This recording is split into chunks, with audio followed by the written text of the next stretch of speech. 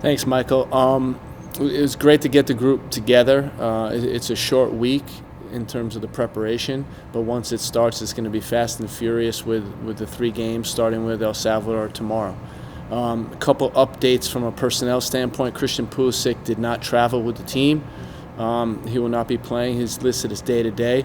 We'll have to check his status when we get back to see his availability for Sunday. Another update is Zach Steffen also did not travel due to back spasms, and Matt Turner will be starting the game tomorrow. That's it from my end. Okay, so just as one programming note, when we continue with questions, Matt Turner will be available following Gregg in today's press conference. We will start in the room with Jeff Carlisle. Thank you, Michael. Hello, Gregg. Hey, Jeff. I was wondering if you could provide a little bit more detail on Christian.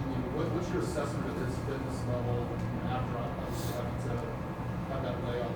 Yeah, it's really hard to tell because our training, if you could imagine, some guys played on Sunday, they arrived on Monday, so the training on Tuesday was really light in nature, and now we're here on Wednesday going to train in El Salvador. So we really didn't get to assess him in a proper way and see his fitness levels. The next couple days, we'll be working with him to see exactly where he is, and we'll get a report when we get back. Next will be Stephen Goff from the Washington Post. Greg, what was the situation with Zach?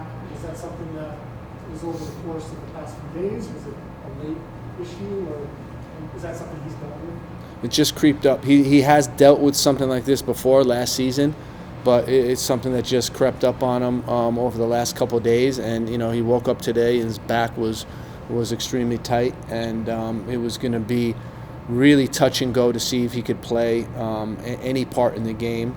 And we thought it was best to have him back and get rehab and try to make a run for Sunday, potentially. Grant Wall. Grant Wall, Grant Wall. Greg, when you Tyler out and say yesterday we want 9 points in this window, is that what do you think about that, knowing how hard it's been to win games away from home? Well, I think every team wants 9 points, right? I don't think there's many teams going into the round saying they want to get a point, right? I think that's the expectations of this group. When you think about most of these games, very little is going to be deciding the outcome of the game, and we feel that we can beat anyone.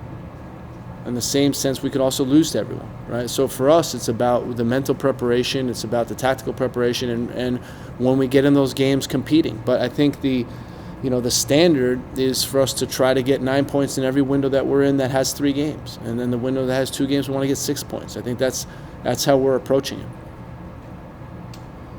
We will go to Doug McIntyre from Fox. Hi, Greg. Just to follow up on that, how do you manage it if it's late in the game, close game? I'm sure you're expecting. How do you sort of weigh the desire to push forward and get the 3 points with, maybe not leaving yourself vulnerable on the other end and coming away with nothing? Thanks. Good luck tomorrow. Thanks, Doug.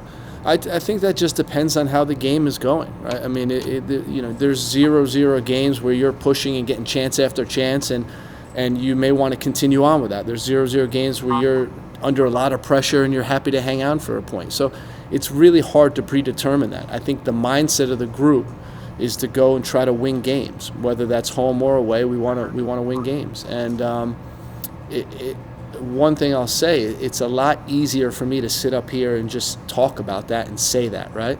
The hard thing to do is actually do it. We know our record away from home.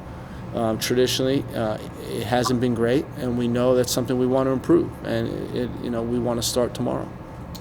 Next will be Andy Doss from the New York Times. Hi, Greg. Hey, Andy. In some ways, all of this is new for many of your players, and also for you, although you included as a player. Does these late kind of changes to Christian, to Zach, dropping in and out, compressed schedule, is that the kind of experience you maybe welcome but need to have at this point? I think it's great. It's another opportunity for us to respond. Our arguably our best best player can't participate, he gets COVID 2 weeks before, and he's out of potentially all 3 games, and then you have a goalkeeper, our starting goalkeeper, so to speak, that can't go. And this is just another opportunity for our guys to respond. We feel like we have a deep team, and now it's time to show it. Next will be Paul Tenorio from The Athletic. Hey, Greg.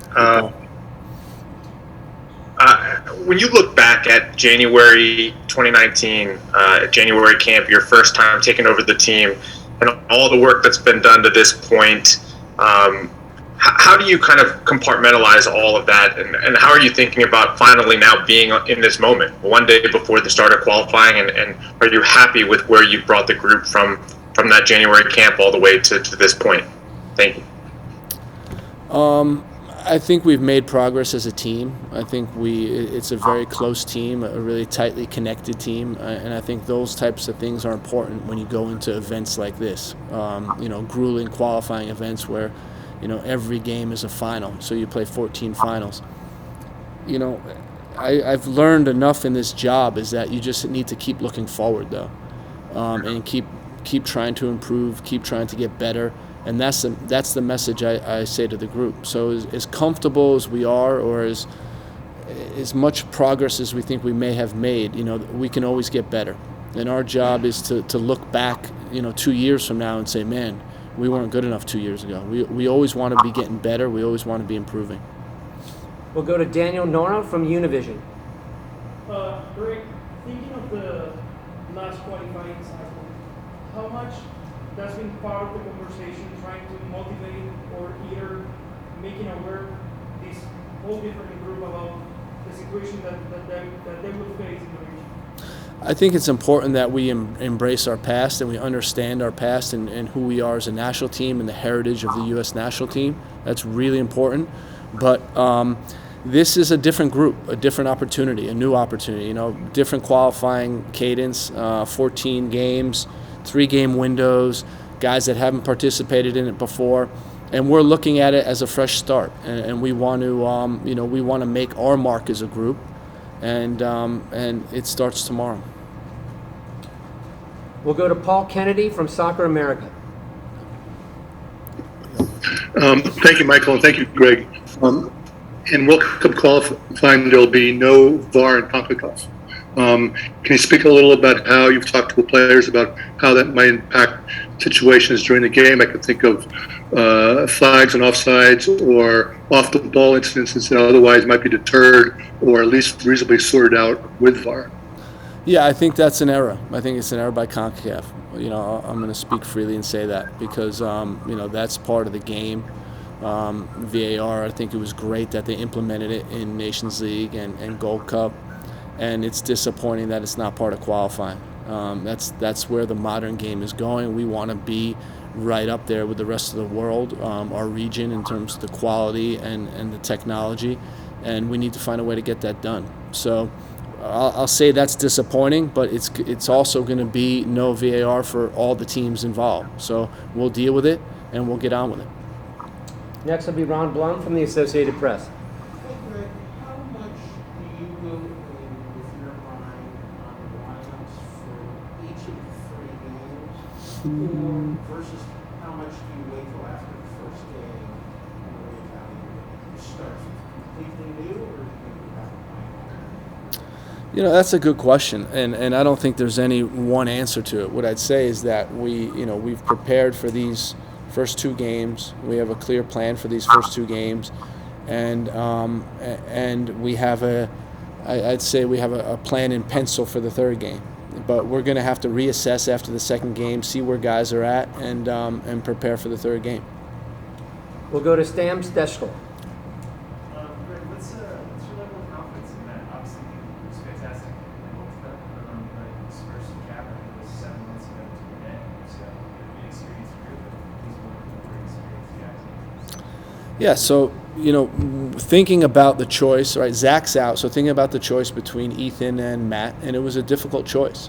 And it wasn't easy for us. Ethan performed really well in Nations League and then the friendly game after that and the game against Switzerland. So he's had strong performances for us, and we just felt at this given moment Matt is the goalie in better form, and we went with him. I have complete confidence in him and what he can do and his ability. And the next step is going to be for him, to translate it into these ultra competitive matches and see how he can manage that. So far, he's passed all his tests, and now it's about dealing with it in qualifying. But he's not going to be the only one playing his first World Cup qualifier, right? We're going to have a handful of guys, probably a bunch of them, probably a lot on the field tomorrow. So we'll see. Next will be Ivis Galarcep. Greg, there's a lot of talked about the lack of World Cup qualifying experience in the group. You have a very young team. However, a lot of these guys played obviously in big matches, derbies, cup finals, in Europe or MLS. As a head coach, how much confidence does it give you that even though it's a young group, it's a group that has faced that kind of high pressure situation? And how is this still going to be different from anything they've seen before? What do you tell them about what they're just going to see that's new to them?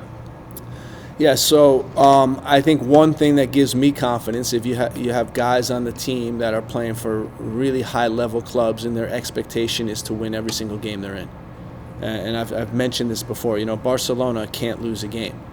Juventus can't lose a game. Man City, Chelsea, Dortmund, these teams can't lose games. They're high-profile clubs, and they want to win.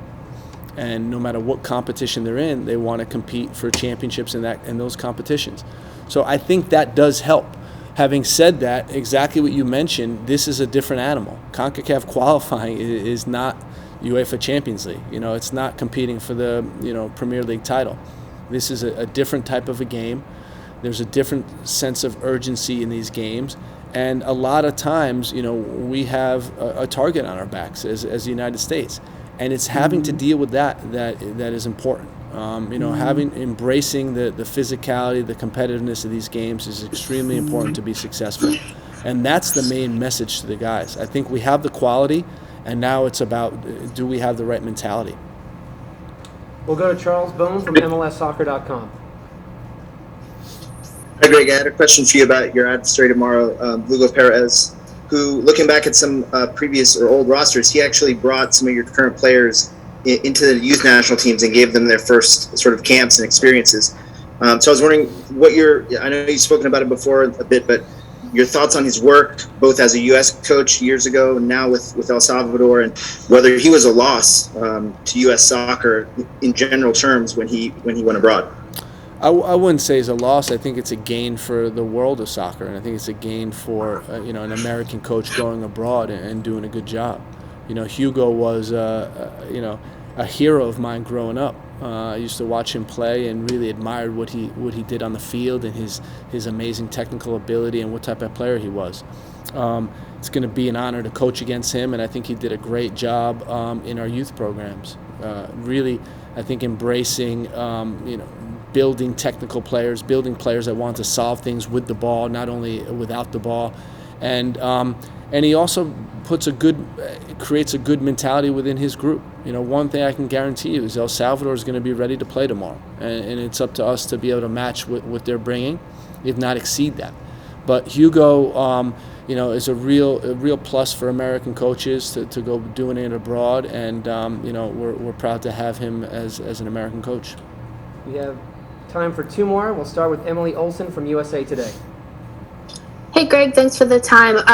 I wanted to go back to that goalkeeper situation. At this point in time, are you a little bit more grateful for the fact that you've had two CONCACAF competitions now to assess both Ethan and Matt and have them get those minutes under their belt heading into this now that, they have to step up? And then the second part of that is how important is, the cliche a little bit, but of that next man up mentality overall in this group? That's huge. And, part of the plan this summer, and you guys know about it, was to test a lot of players in our player pool, to give a lot of players opportunity on the international stage just for that reason. And now you see things happen, and Zach's out, and now two guys need to step up, and they'll be ready to play. Both of them got a tremendous amount of confidence from this summer. Ethan, I mentioned the Switzerland game, and then coming in Nations League, and he's endeared by his teammates, and just a great person and goalkeeper. And Matt, very similar. Stepped into the Gold Cup and played every single game, and only gave up 1 goal on penalty kicks. And for me, he's done a great job. So I think it's a good situation to be in when you lose a player and you have 2 guys that you're 100% confident in to step up. Last question will be Ryan Talmadge from Goal.com. Hey, Greg, you've talked about Christian a little bit here, but, you're also missing Tim Weah, another guy who would play out wide. And over the summer, that was kind of a puzzle you were always juggling at the Gold Cup, is figuring out how to do things out wide. And you look at the group you have now, and you have some guys who offer different things. Gio and Brendan maybe want to tuck in a little bit more, maybe more creative. Conrad's a little bit more direct, can dribble, can get to the line. How do you kind of see that position shaking out in particular for this game without Christian? And what do you kind of need from those guys going into this one? Yeah, that's a great question. We're also missing Paul Arriola and Jordan Morris, right? So 4 wingers are down now. And, one of my concerns is verticality. And when you think about Jordan Morris, Paul Arriola, Christian to a certain extent, Timmy Weah, they give you that verticality that you need that really threatens opponents. And when you think about a guy like Gio and Conrad and Brendan potentially, it's more difficult for them. So that's something that we're really talking about with our winger group is stretching the opponent, being vertical, using our pace, using our speed to get behind the opponent, because we know that's an important part of our game.